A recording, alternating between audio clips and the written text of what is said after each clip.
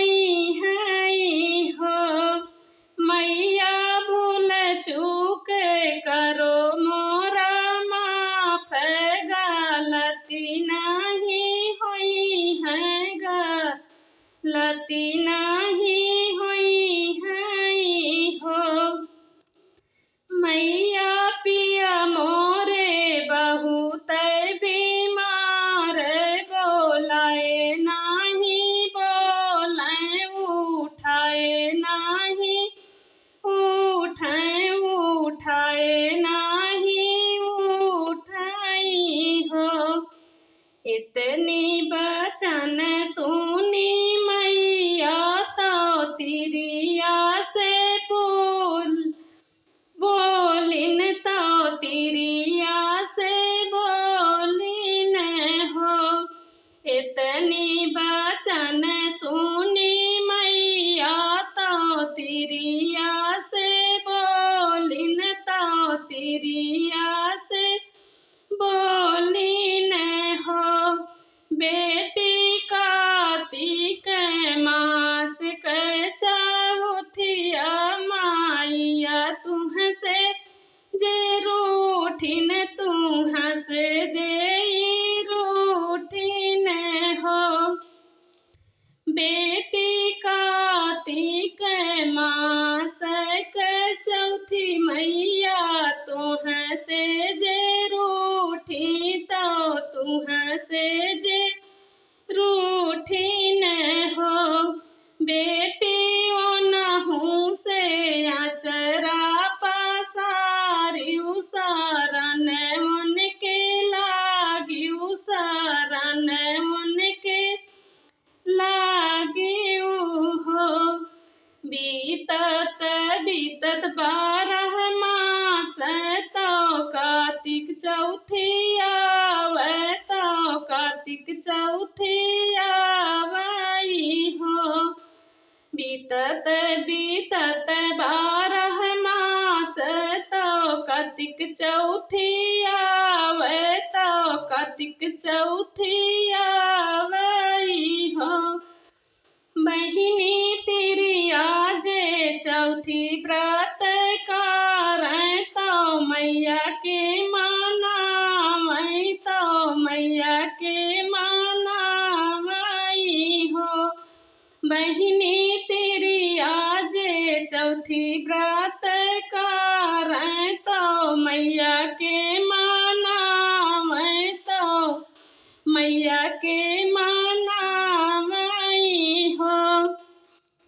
मैया भूल चूक करो हमरा माफ, गलती नहीं हुई है, गलती नहीं हुई है हो।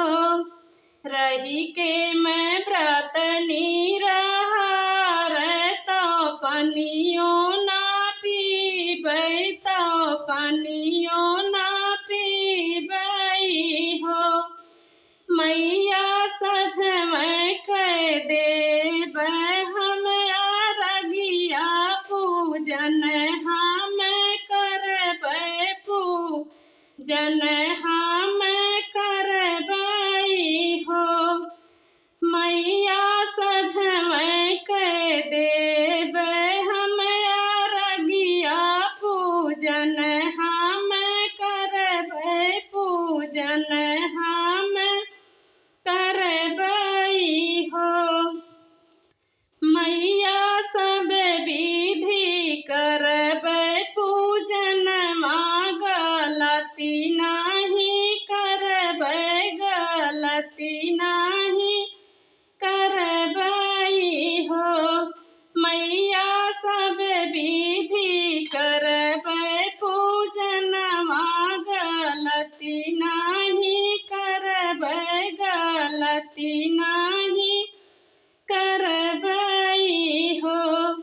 खुश माई चौथी गोसाई आशीष भल दीहिन, आशीष भल दीहिन हो। खुश भाई चौथी गोसाई आशीष भल दीहिन, आशीष भल दीहिन हो। सखिया पिया उनके हंसी उठी बैठे, तो रनिया से बोले, तो रनिया से बोले, तो धनिया से बोलाई हो।